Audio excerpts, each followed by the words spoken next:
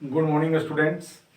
आज हम लोग बात करेंगे टेंस से रिलेटेड ब्रह्मास्त्र आपको मिल रहा है और आपको लूटना है तो लूट लीजिए, क्योंकि यू स्टूडेंट्स जो टेंस थोड़ा बहुत भी जानते हैं और पूरा टेंस यानी कि प्रेजेंट इंडिफिनिट से लेकर के फ्यूचर परफेक्ट कंटिन्यूअस तक की मैं बात कर रहा हूँ। 5-6 सेंटेंस आते हैं जो बार बार स्टूडेंट से पूछते हैं और वही कॉमन सेंटेंस आपको मैं दे रहा हूँ और आपका ऑब्जेक्टिव एकदम सही होगा, सटीक बैठेगा। अगर लूटना है तो लूट लीजिए, फिर आपके पास टाइम नहीं है। अब देखिए 2022 का एक है। अब इस क्वेश्चन से मतलब नहीं है, मैं ये नहीं बताऊंगा कि ये क्वेश्चन इसमें आया था, ये क्वेश्चन ये एकदम एक कॉमन कंसेप्ट मैं आपको दे दूंगा, आकि वो क्वेश्चन का आंसर आप वहीं मारेंगे और आपका बिल्कुल सही होगा। जैसे दिया है कि we rain in India in all season. अब यहां पे ऐसे सेंटेंस में आपको क्या देखना है कि जब सेंटेंस आपका एकदम फ्रेश हो, कहीं भी टाइमिंग का जिक्र नहीं हो। ये कंसेप्ट समझने की कोशिश करिए।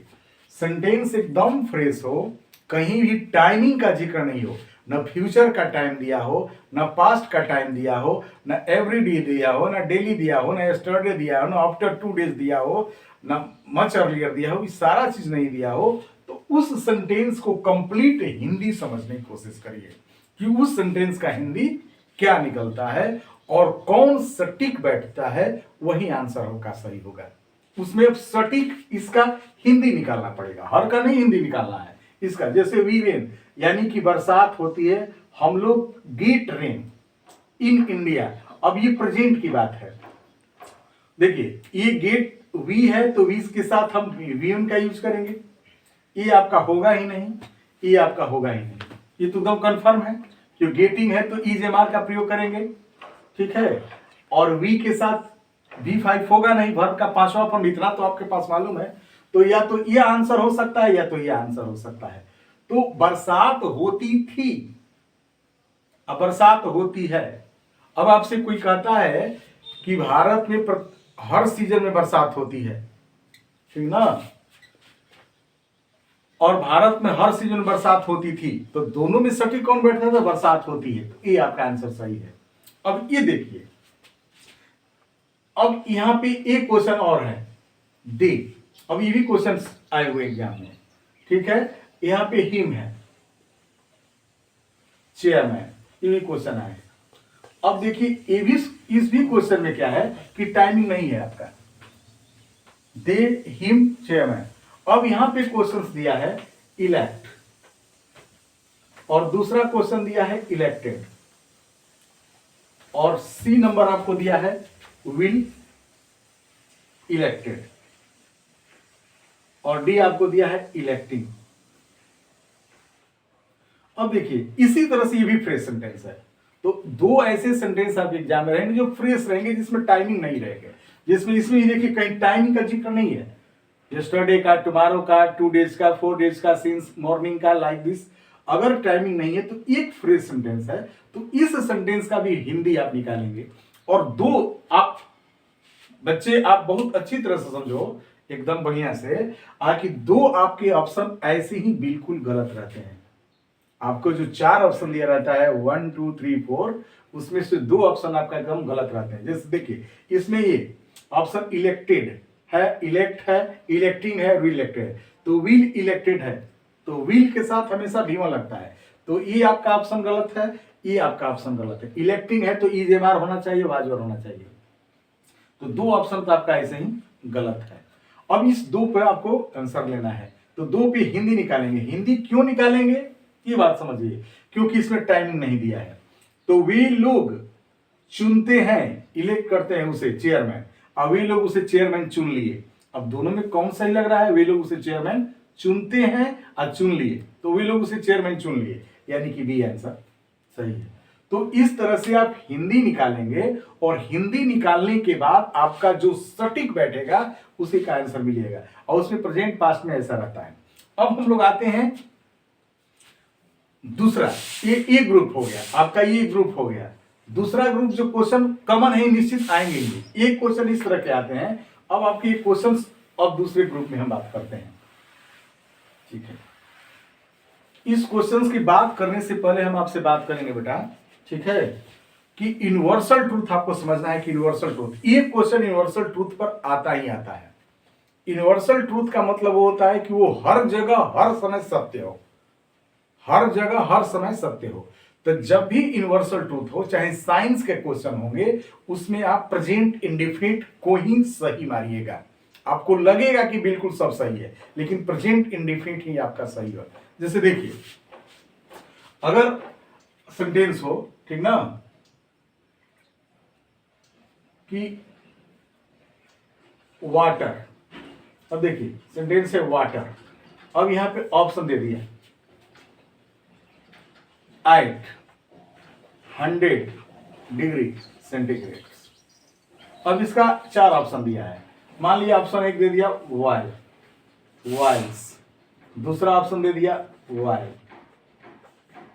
और सी ऑप्शन दे दिया आपका बॉइल्ड, और डी ऑप्शन आपका दे दिया वाइलिंग। मैंने आपसे कहा कि आपका 2 ऑप्शन अगर फ्रेज सेंटेंस हो इस तरह से, तो 2 ऑप्शन ही ऐसा गलत देता है, 2 ही ऑप्शन पे आपको खेल खेलना है। ये ब्रह्मास्त्र है, आप समझिए फिर से एक बार कंसेप्ट। अगर ये इस तरह से देंगे तो 2 ऑप्शन जो ऐसे देते हैं कि आपका 2 ऑप्शन बिल्कुल ही गलत रहता है ऑप्शन। जैसे यहां पे देखिए बॉयल दिया है, वाटर है, वाटर से किसका बोध होता है? सिंगुलर। आप जानते हैं कि जिसको हम नहीं गिन सकते हैं काउंट, उसके साथ सिंगुलर वर्ब का प्रयोग होता है। वॉयल जो है प्लूरल वर्ब है, तो ये हो नहीं सकता है। और वॉयलिंग जो है जब भी आईएनजी रहेगा तो ईज एमआर रहेगा, तो ये तो 2 ऑप्शन गलत। अब ये तो ये आंसर सही होगा, ये आंसर सही है। मैंने कहा कि जब फ्रेश सेंटेंस हो तो उसका हिंदी निकालना है, लेकिन फ्रेश सेंटेंस हो तब हिंदी निकालना है। ये फ्रेश सेंटेंस नहीं है, ये वाटर 100 डिग्री सेंटीग्रेड पर खौलता है, बॉयल मतलब खौलता है, उबलता है। तो अब यहां पे जो है ये साइंस की बात है, तो जो चीज ये यूनिवर्सल ट्रूथ है कि कभी भी पानी 100 डिग्री सेंटीग्रेड पर खौलता ही खौलता है, सत्य है, और ये साइंस के सब्जेक्ट है। तो अब इसमें खौलता था भी सही है, लेकिन आपको इसको प्रेजेंट इंडेफिनिट टेंस वाला जो ऑप्शन दिया रहेगा उसको सही मारेंगे।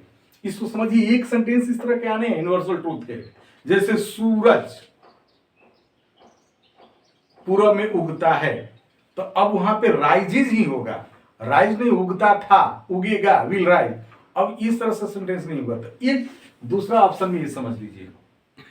अब जहां तक बात आती है, ठीक है, इस टेंस की प्रेजेंट में एक क्वेश्चन जो तीसरा नंबर पे है, जो आपको कॉमन है, आता ही आता है, हर साल आता है, वो सेंटेंस है कि टाइमिंग अगर आपकी फ्यूचर की दी रहेगी और आपके ऑप्शन में प्रेजेंट हो, ठीक है ना, तो वहां पे कंफ्यूज नहीं होना है, प्रेजेंट इंडेफिनिट टेंस ही मानना है। जैसे देखिए यहां पे स्टूडेंट कैसे कंफ्यूज होता है।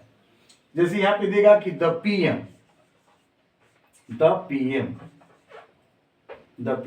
अब यहां पे ऑप्शन दे दिया द पीएम, ठीक है, टू पटना टुमारो।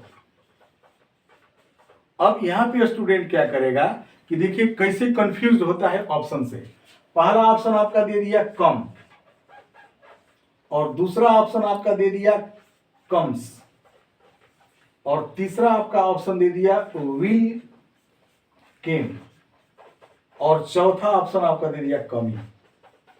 और स्टूडेंट यहां पे कंफ्यूज होता है कि जैसे ही देखेगा कि the PM will come to Patna tomorrow, तो कहेगा प्रधानमंत्री कल पटना आएंगे, इस सी ऑप्शन को सही मार देता है। अच्छे स्टूडेंट, और यहीं पे आपको समझना है कि विल के साथ ही सही है, तो ये देखना है कि विल के साथ वर्ब का फर्स्ट फॉर्म डाला है कि नहीं डाला है। अगर विल के साथ वर्ब का फर्स्ट फॉर्म नहीं डाला है तो ये ऑप्शन ही गलत है। एक ऑप्शन ये हमेशा रहता है जब यहां पे कोई हेल्पिंग वर्ब नहीं देता है, तो 2 ऑप्शन हमेशा गलत रहते हैं। मैं आपसे बार बार बता रहा हूं। अब यहां पे बात आई कम होगा कि कम्स होगा, तो ये कंफर्म है कि सेंटेंस में टाइमिंग दिया है फ्यूचर का, तो विदाउट बीइंग कंफ्यूज्ड आपको इस बी आंसर को मारेंगे, क्योंकि पीएम सिंगुलर है, सिंगुलर से इसका हिंदी निकलेगा कि प्रधानमंत्री कल पटना आएंगे। अब आप क्या करोगे बेटा, कि तुम इसका जब हिंदी निकालते हो तो निकालते हो कि प्रधानमंत्री पटना कल आते हैं, प्रधानमंत्री पटना कल आते हैं। और जब आप ऐसा हिंदी निकालते हो तो इसको सही नहीं मान करके फिर सी को मार देते हो और तुम सोचते हो कि ई केम जो है ऐसे दे दिया ऑप्शन में, असली सी ही आंसर होगा। लेकिन ये जानबूझकर ऐसा किया जाता है और इसको समझने की जरूर कोशिश करिएगा, थोड़ा भी गलती मत करिएगा इस क्वेश्चन को, ठीक है। तो आपका करीब करीब सेंटेंस जो है प्रेजेंट इंडिफिनिट से एक कॉमन जो होते हैं, एक सेंटेंस और बचते हैं, वो है आपका एवरीडे रहता है।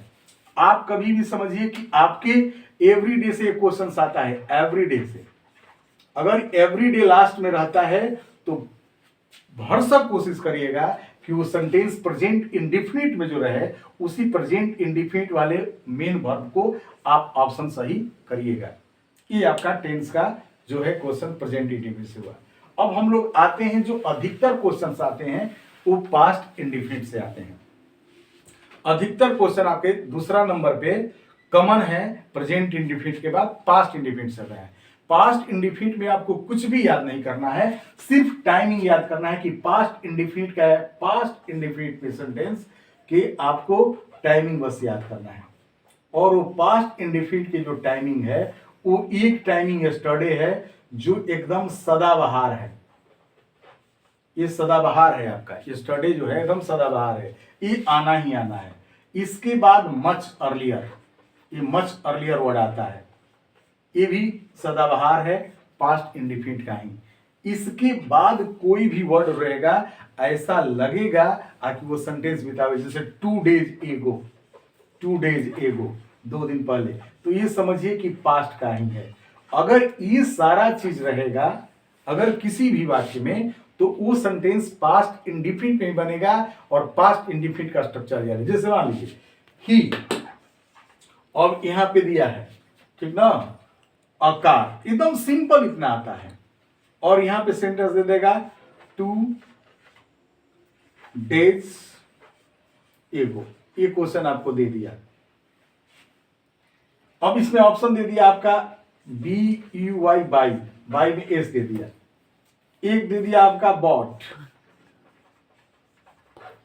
और एक ऑप्शन आपको दे देगा, ये जरूर देता है ये ऑप्शन, और डी में आपका ऑप्शन देगा विल बॉट।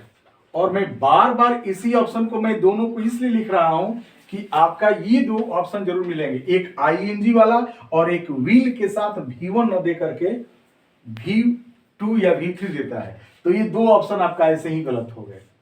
अब इसमें टाइमिंग दिया है 2 डेज एगो, तो अब देखिए स्टूडेंट इसको भी सही मार देगा, लेकिन आपको टाइमिंग देखना है, ये बॉट होगा, ये आपको मार देना है।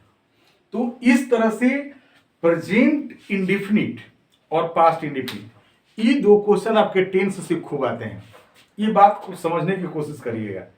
2 क्वेश्चंस आपके जरूर आते हैं, ये कॉमन है, ये कॉमन है आपके, हमेशा ये क्वेश्चन आते रहते हैं। लेकिन एक सेंटेंस हमने देखा है 2-3 सालों में कि प्रेजेंट परफेक्ट से आता है, और प्रेजेंट परफेक्ट से इतना इजी आता है, प्रेजेंट परफेक्ट से इतना इजी आता है जो कोई भी स्टूडेंट उसको आराम से आंसर दे सकता है। प्रेजेंट परफेक्ट से उसमें टाइमिंग नहीं देता है, उसमें बस देता है, ठीक ना, कि सी, अब सी दे दिया तो यहाँ पे हैज दे देगा, सी हैज, ठीक है, यहाँ पे हिम दे देगा। अब ऑप्शन दे देगा यहाँ पे सी, दूसरा ऑप्शन दे देगा आपका सा, और तीसरा ऑप्शन आपको दे देगा सिम, और चौथा ऑप्शन आपको दे देगा सी।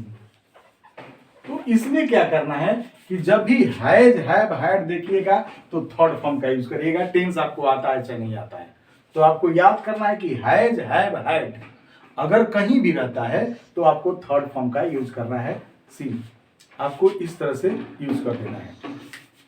इसके बाद जो लास्ट आपको मैं बताने जा रहा हूं, वो लास्ट क्वेश्चंस जो है वो आपको प्रेजेंट इंडिफिनिट से ज्यादातर आते हैं, प्रेजेंट इंडिफिनिट में ही रहते हैं, और वो है टेंस में इफ से रिलेटेड।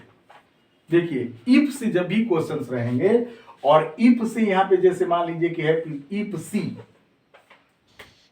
ठीक ना, और यहां पे दे देगा सी विल सक्सीड, देख रहे हैं, तो अगर यहाँ पे इफ रहेगा ई क्वेश्चन और ऑप्शन यहाँ पे जैसे देखिए दे देगा रीड, रीड्स, विल रीड, देखिए यहाँ पे विल रीड देगा और डी एक रीडिंग देगा ही देगा। तो माइंड में ये सेट कर लीजिए कि अगर यहाँ पे इफ दे देता है और इधर फ्यूचर दे देता है विल या शैल या मे और कैन कुछ भी देता है तो ये सेंटेंस प्रेजेंट इंडेफिनिट में बनेगा। ये सेंटेंस प्रेजेंट इंडेफिनिट और सी के साथ क्या लगेगा, रीड्स लगेगा। अब ये भी डिपेंड करता है V1 और V5। तो आपको यहाँ पे कितना चौकन्ना रहना है, आपको यहाँ पे इतना सचेत रहना है कि इसको देखना है कि सिंगुलर सब्जेक्ट है कि प्लूरल सब्जेक्ट है। अगर सिंगुलर सब्जेक्ट है तो वर्ब का पांचवा फॉर्म, प्लूरल सब्जेक्ट है तो वर्ब का पहला फॉर्म। तो ये सिंगुलर सब्जेक्ट है, इसलिए भी आंसर होगा। अब यहाँ पे कितना स्टूडेंट इसको भी आंसर मार देते हैं, तो ये समझिएगा। और यही क्वेश्चंस फिर क्या करता है, इसी क्वेश्चन को यहाँ पे देखिए फिर कर देता है यहाँ पे। अब यहाँ पे इस तरह से दे देगा ऑप्शन, यहाँ पे मान लीजिए कि आपको रीड्स दे देगा, यहाँ पे रीड्स दे देगा और रीड्स देने का भी यहाँ पे विल दे देगा, फिर ना यहाँ पे वुड दे देगा, ठीक है, सी यहाँ पे कुड दे देगा, ठीक है, और डी आपको शुड दे देगा। इस तरह से आंसर देता है। तो जब भी प्रेजेंट में यहाँ पे रहेगा तो विल का प्रयोग करिएगा, ये आपका आंसर होगा। तो मैं आपको टेंस तो बहुत है लेकिन ये सारा कॉमन चीज मैं बता रहा हूं कि कॉमन, ये सेंटेंस कॉमन है। तो जितनी भी कंडीशनल सेंटेंस रहेंगे, इफ होगा, अनलेस होगा, तो फ्यूचर और प्रेजेंट का एक कॉम्बिनेशन चलता है, फ्यूचर और प्रेजेंट का कॉम्बिनेशन चलता है। और एक जो कॉम्बिनेशन और चलता है, एक जो और कॉम्बिनेशन चलता है वो पास्ट का कॉम्बिनेशन चलता है, ठीक है। एक कॉम्बिनेशन आपका पास्ट का चलता है और पास्ट के कॉम्बिनेशन में क्या होता है कि अगर आपका इफ हो तो उसके बाद अगर सब्जेक्ट हो तो वर्ब का सेकेंड फॉर्म होगा, तो यहाँ पे सब्जेक्ट के बाद वुड का प्रयोग होगा। ये समझिएगा, वुड का प्लस V1 वुड का प्रयोग चलता है। ये चलता नहीं, ऐसा कॉमन आते ही क्वेश्चन है। जैसे इफ सी वर्कड हार्ड, सी, अब देखिए, अब आपकी आदत होगी कि यहाँ पे इफ लगा है तो हम लोगों ने पढ़ा है कि यहाँ के विल का यूज करेंगे, लेकिन ये देखिए वर्ब का सेकेंड फॉर्म लगा है, इफ के बाद सेकेंड फॉर्म लगा है। अब ऐसे सेंटेंस में अगर विल भी ऑप्शन दो और वुड भी ऑप्शन दे दे और यहाँ पे फिर मे भी दे दे ऑप्शन और यहाँ पे सी क्या करता है कि इज दे देता है, तो ऐसी सिचुएशन में मे और इज तो कभी हो नहीं सकता है। यहाँ पे कंफ्यूज होंगे कि विल होगा गुड। तो देखिए अगर सेकेंड फॉर्म होगा तो इसको आप नोट कर लीजिए कि इफ के बाद वर्ब का सेकेंड फॉर्म रहे तो वुड रहेगा तो सेकेंड फॉर्म। तो इस तरह के आपके क्वेश्चंस टेंस से रिलेटेड 4-5 जो है अक्सर आपके पूछते रहते हैं। अगर आपको ये वीडियो अच्छा लगे तो इसको सब्सक्राइब करिए और इसी तरह के ब्रह्मास्त्र के लिए आपको टेंस के बाद अगला हम वॉइस चाहे नरेशन चाहे कोई भी लेकर के आपके सामने आएंगे। Thank you.